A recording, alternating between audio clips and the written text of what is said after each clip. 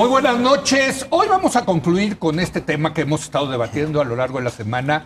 Muy interesante resultado, la situación que se vive en América Latina, las protestas en Ecuador, Chile, las elecciones en Argentina y Bolivia y las implicaciones de todo esto para México. Como siempre, me da un enorme gusto recibir los jueves a Luis de la Calle. Luis, muy buenas noches. Buenas noches, ¿cómo estás? Nos acompaña hoy Maite Azuela. Maite, muy buenas noches. Y Sabino Bastidas. Sabino, muy buenas noches. Gracias. Creo que te toca a ti comenzar. Muchos piensan que lo que está pasando es la patente derrota y el fracaso del neoliberalismo. Sí, están equivocados, pues sí, hay gente que piensa eso. Sí. América Latina, digamos, de América del central al sur, Sí. hemos tenido en los últimos años la corrección a los altos precios de las materias primas, Sí. que le dieron un crecimiento muy importante en los últimos 15 años, ¿no? A Brasil, al propio Chile, a Perú. O sea, cuando los precios del oro, del mineral de hierro, del cobre, de la soja le dicen ellos, Sí. son muy altos, pues te genera un crecimiento superior a lo que en promedio tú puedes alcanzar.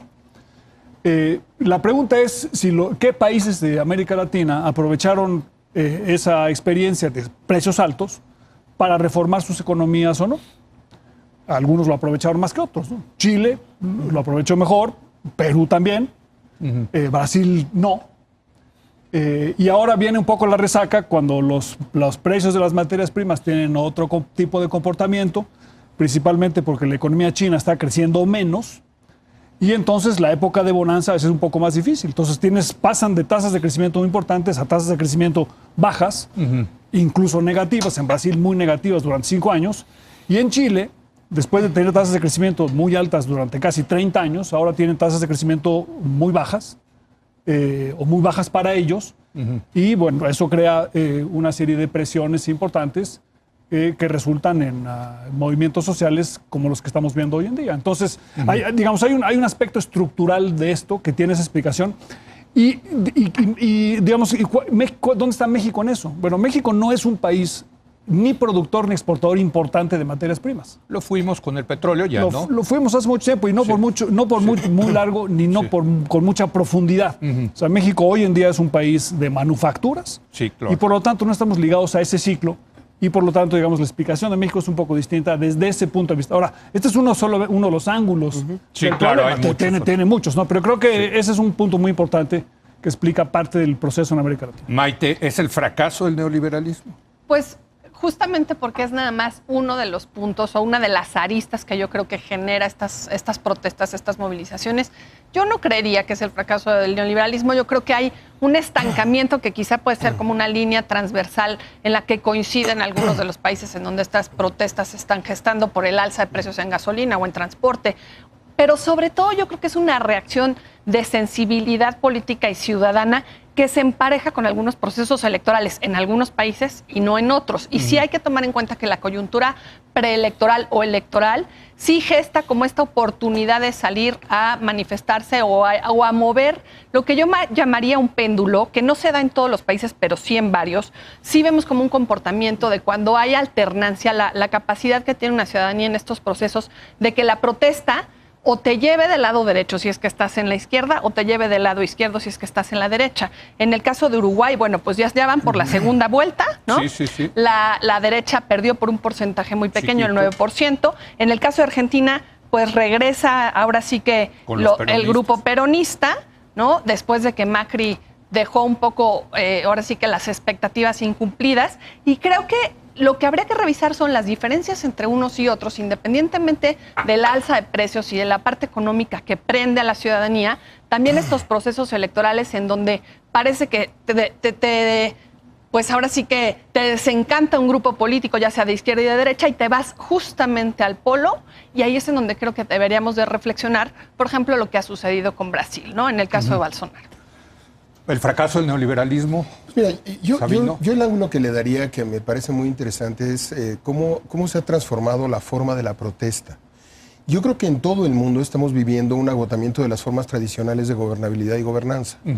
Y ese agotamiento, que tuvo una expresión muy clara temporal en la primavera árabe con ciertos países, Lo estamos viendo hoy en todo el mundo. Estamos viendo protestas en Francia con los chalecos amarillos, en Cataluña con el independentismo, estamos viendo Turquía, estamos viendo en varios países africanos, en Rusia tenemos la expresión, Hong Kong, que nos llama mucho la atención. Toda esta ola de protestas que está teniendo ahora en Santiago de Chile, una protesta que nos sorprende a todos. Sí, casi 2 Cuando millones. ves una protesta de la derecha en un país de izquierda, pues lo explicas así, dices claramente, pues es obvio que se necesitaban políticas neoliberales, y cuando es al revés, pues, es obvio que hace falta, es el agotamiento de la izquierda.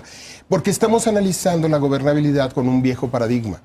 Estamos asistiendo a un nuevo paradigma de agotamiento de los instrumentos nuevos y tradicionales de la política. O sea, no es un tema de izquierda y de derecha. No, yo creo que hay un tema de la nueva protesta, la nueva forma de la protesta en el mundo, y más que la protesta, la nueva forma de la gobernabilidad en el mundo. Es una crisis de la democracia representativa. No, porque no solamente se está dando en democracias, es una crisis de la gobernabilidad. Sí. Una de las formas de gobernabilidad es democrática, pero hay formas de gobernabilidad no democrática. Correcto. La crisis en Hong Kong es claramente una crisis de gobernabilidad no democrática. Las crisis en Rusia son no democráticas y en otros países más autoritarios. Entonces, lo interesante es ver cómo se está dando esta forma de protesta. Nosotros estamos acostumbrados a ver una protesta y prender todas las alarmas, y es lo correcto. Cuando la gente sale a protestar a la calle hay que tomarlo muy en serio. Así salgan a pedir, a protestar, a solidarizarse con que la tierra es plana.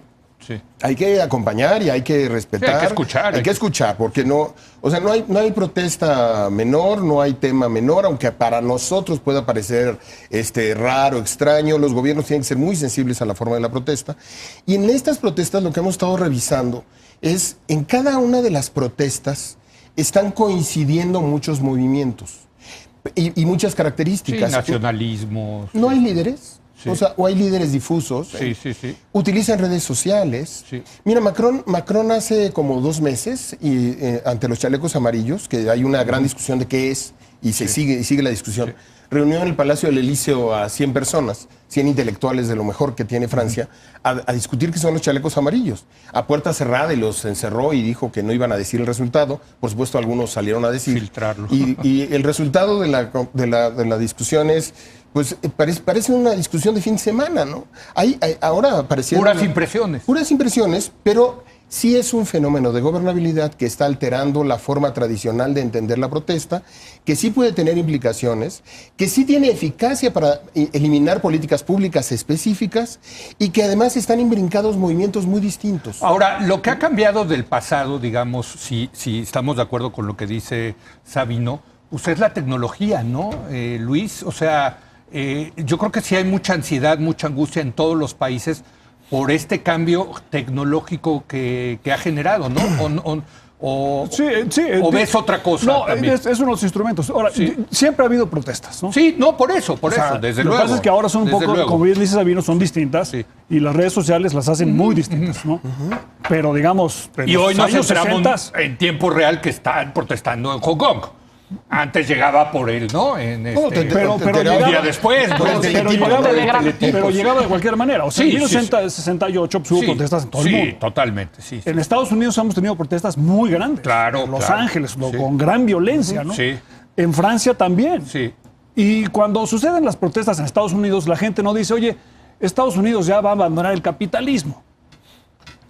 Cada quien su protesta. Sí. O sea, a lo mejor hay gente que dice eso, pero no se interpreta como vamos a cambiar completamente de modelo. Bueno, hoy, Yo creo hoy que las aquí- protestas de la parte más izquierda del Partido Quizá lo Demócrata hay un sí, poco. Sí, empiezan pero a decir eso. no, está en el o sea, discurso las de de todos los Ocasio candidatos, Cortés, sí, claro. Sanders, Pero etcétera, acabas de ¿no? Warren, utilizar la sí. palabra clave en Sí. esto.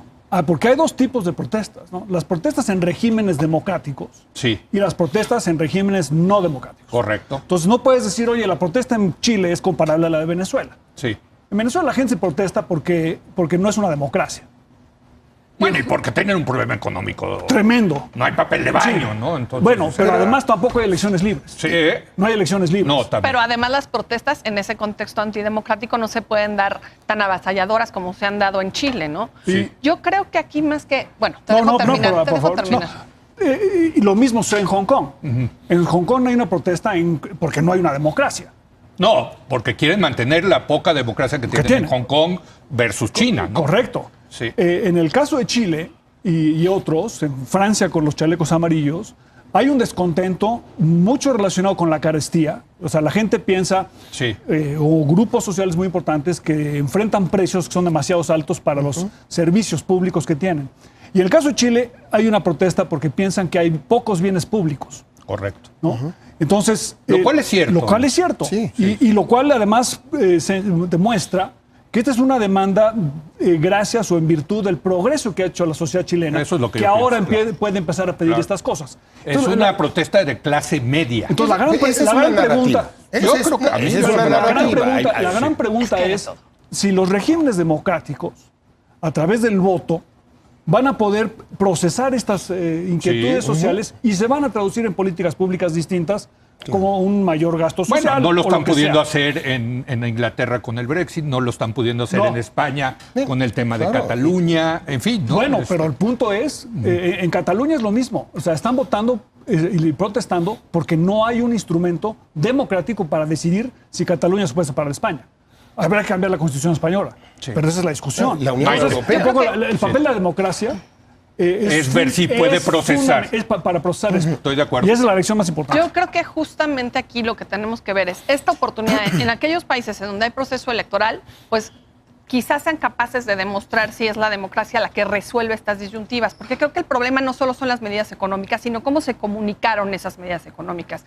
Y para eso Chile es el perfecto ejemplo. La arrogancia porque yo creo, de los tecnócratas neoliberales. Que las autoridades a la hora de desdeñar a la población, ¿no? Y lanzar estos mensajes de, pues levántense más temprano, que les cuesta el 3% del, ¿no? De que de la elevación del compren flores. Entonces, que están baratas creo hoy, que es ¿no? esta manera de comunicarse. Sí, es que sí hay una arrogancia de los tecnócratas neoliberales. Y creo que son más los chilenos, ¿no?, que ¿no? los mexicanos. Y además, es decir, uno se pregunta, ¿por qué los chilenos con un alza del 3%, ¿no?, al transporte se levantan como se levantan? Y aquí en México tenemos gasolinazos, y bueno, somos un país muy distinto, pero creo que tiene que ver también, y tenemos que revisar las historias de dictadura, ¿no?, tanto de Argentina como de Chile, en donde la sociedad está pues a flor de piel, lista para encenderse y lista para reaccionar. Sus procesos electorales lo podrán resolver o no. Lo que es un hecho es que, pues sí, las nuevas tecnologías, tú preguntabas, se encienden y posibilitan esta capacidad de organización. Lo que habrá que ver es si las autoridades, con proceso electoral y sin proceso electoral, aprenden de estas manifestaciones, porque ya no es un asunto de derecha ni de izquierda, en eso coincido con ambos. Vemos en la izquierda y en la derecha temas de corrupción, que creo que eso también ha levantado y encendido, ya ha llevado a las sociedades, a tomar decisiones polarizadas. Pero este es el momento, con proceso electoral o sin proceso electoral, de aprender a comunicar las medidas que tengas que tomar de una forma más sencilla. Yo celebro, por ejemplo, que en Chile una de las demandas es el tema de los carabineros, de la violencia policíaca. Esta cosa que tú decías de que está todavía muy presente en la dictadura, el toque de queda. Eso también te demuestra que hay un compromiso con la democracia de estos que están protestando, ¿eh? Sí. Un poco como lo de Hong Kong, ¿no? También. Pero déjame contextualizar en algo mayor, insisto. Estamos viviendo unas sociedades muy enojadas. O sea, lo que hay que hacernos cargo es por qué las sociedades en el mundo están siendo enojadas, Hay una gran frustración. 2008, 2009 está eso. Pero yo creo que estamos en un cambio de era mayor. Creo que estamos viendo sociedades enojadas que no tienen satisfacción de las demandas que están planteándole a los actores tradicionales que son los estados nacionales. Los estados nacionales ya no tienen la capacidad de resolver la cantidad de demandas. Porque se ha globalizado la economía también, ¿no? Porque no hemos creado infraestructura de gobernabilidad global para un mundo que se sigue gobernando en lo local y que sus movimientos y su economía es global y los instrumentos de gobernabilidad son locales. Por eso apostarle a la democracia solamente es injusto, riesgoso y además no creo que la democracia pueda por sí sola resolver. Yo prefiero el riesgo de la democracia que la certidumbre. Por supuesto. A ver, aplausos. Yo te acompaño. Sí, estoy de acuerdo contigo. Nadie aquí ha discutido el autoritarismo. No, mucha gente lo que yo estoy diciendo es que de lo que se trata es cómo la democracia es lo suficientemente creativa e ingeniosa para crear nuevos instrumentos de gobernabilidad. ¿Cómo? A ver, empezamos a pensar. Es el caso de México. A ver, me gusta. Metamos a México ya en la ecuación. Me encanta el caso de México. Porque lo que vemos menos que con el caso de López Obrador, no es el otro lado de lo que pudo haber pasado. ¿Por qué México no se puede contaminar o no se contamina en este momento todavía de todas estas expresiones? Dicen muchos que por la elección que hubo el año pasado. Uno por la democracia, que fue una de las visiones, pero otra por el liderazgo y la legitimidad que te dan gobernabilidad para hacer tonterías un buen rato. Tú con legitimidad y con cierta credibilidad te da un rato para hacer locuras. Sí. ¿Cuánto tiempo? Pues ya veremos cuánto aguanta el pueblo de México. Pero mejor no hacer locuras. Pero bueno, estoy totalmente de acuerdo. Mejor utilizar esa legitimidad para fortalecer las instituciones. Un desplegado y yo los acompaño. Pero no se trata de eso. Sí. Lo que sí creo es que nada más nos hemos centrado en esto que decía ayer en tercer grado de la Olla Express, que me parece un argumento muy serio, que es cierto. Sí. La democracia sí canaliza el conflicto, pero no es solo eso, sino es la forma como te reorganizas en el Estado para satisfacer la demanda o bajar las expectativas. Porque a lo mejor tu trabajo no es satisfacer la demanda porque nunca lo vas a lograr, sino decirle a la gente, hasta aquí llegamos en términos del bienestar posible. O nos vamos a tardar tanto tiempo en llegar. Nos vamos a tardar 20 años en el desarrollo. Acompáñenme en esta condición, estudien, regresemos a los valores. Porque el gran dato es que no es un tema de desigualdad y pobreza nada más. Ayer lo platicaba alguien en la mesa. Sí. Es el gran tema es movilidad. Si yo sé que nazco en un lugar y muero en ese lugar, y México tiene movilidad cero, México y muchos países de América Latina, en varios deciles de ingreso, tienen movilidades cero. Es decir, tú naces en ese decil de ingreso, morirás en ese decil de ingreso. Y eso claramente genera insatisfacción. A ver, vamos una última ronda. Tratemos de aterrizar esto a México, Luis.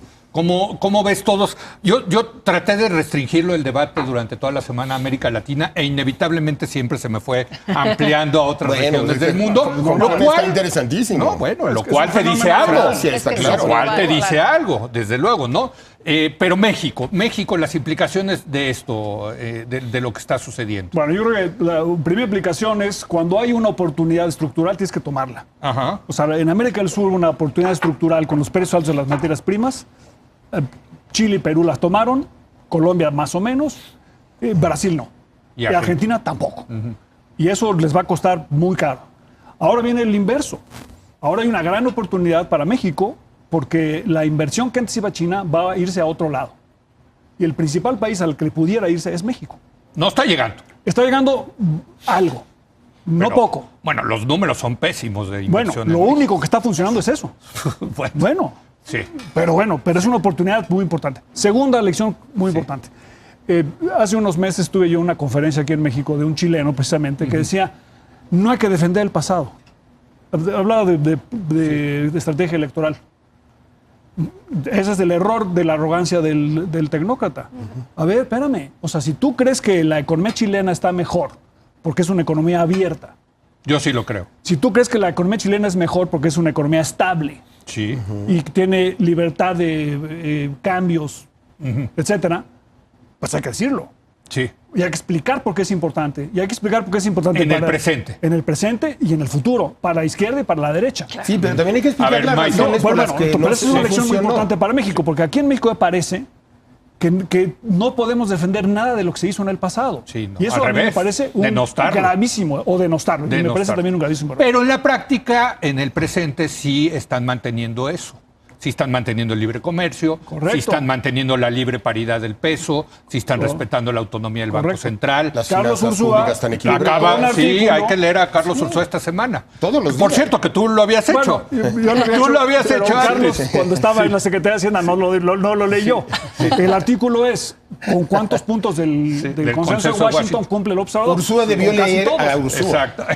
Yo creo que ahí, situando a México en la oportunidad económica que tiene de reforzar los tratados de libre comercio, que además tiene con casi todos estos países ya muy bien armados, pues bueno, ahí ¿quién nos suscribiría? Yo creo que el tema es el aprendizaje que tiene México, porque desde que Andrés Manuel llegó al poder, los extremistas que opinaban que, bueno, teníamos posibilidades de acercarnos a parecernos a Venezuela, quizá en esta nueva coyuntura regional puedan decir, bueno, pues no, yo diría, ya pongamos los pies en la tierra, no nos parecemos nada a Venezuela, pero sí nos podemos parecer en el contexto político más a Brasil Y regreso a donde empecé, ¿no? ¿A Brasil con Lula, tú dirías? A Brasil con Lula y con Dilma Rousseff. Y creo que, bueno, pues aunque ellos y lo ya que tienen... vendría y lo que vendría sería, ahora Bolsonaro. viene un desafuero, ¿no? Todavía no hay expresidentes en la cárcel. No Digo, para tenemos tus un solo comparativos expresidente brasileños. en la cárcel. Tenemos a Andrés Manuel diciendo, creo que ayer o antier, que el desafuero a nivel presidencial se va a empezar a tramitar. Yo no creo que se le aplique a él en ningún momento, pero sí creo que incluso podríamos imaginar un escenario en el que algún expresidente se le pueda poner a juicio. A lo que voy es, yo sí veo a México ante la enorme expectativa que Andrés Manuel causó y con el enorme, ahora sí que con la muy buena percepción que tiene todavía en la ciudadanía, a pesar de lo de Culiacán, a pesar de lo de pues el Huachicol, sus peores momentos, platicaba con Sabino hace rato fuera al aire.